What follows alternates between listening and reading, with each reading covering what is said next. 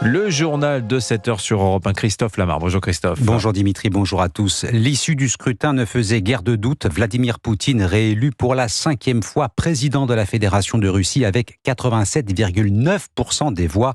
Score sans appel qui ne trompe pas grand monde. Autre fait notable, la participation en nette hausse et le concert de manifestations hostiles au régime à l'intérieur comme à l'extérieur de la Russie. Nicolas Tonev. Une large progression par rapport au score de presque 77% de 2018. C'était la première des exigences du Kremlin envers les gouverneurs des régions responsables des opérations de vote. Une autre exigence était de pouvoir exhiber un vote filmé par les télévisions d'État dans les 4 régions annexées d'Ukraine et qui le resteront. Ces 2 objectifs essentiels pour le maître du Kremlin remplis. Les télévisions d'État ont pu livrer hier soir leurs analyses aux Russes.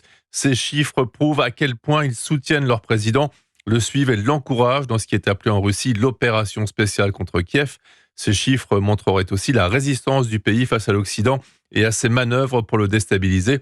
Alors le degré de fraude, s'il y en a eu, ne sera jamais mesuré, mais jusqu'à présent, Vladimir Poutine n'avait jamais recueilli un tel score et jamais les autres candidats n'avaient obtenu aussi peu de voix. Des chiffres qui font dire à l'opposition, alors que le vote de protestation à midi a très bien fonctionné, que le score du maître du Kremlin n'a rien à voir avec la réalité du pays. Le spécialiste de la Russie à Europe 1, Nicolas Tonev, que l'on retrouvera en direct dans le journal de 8 heures.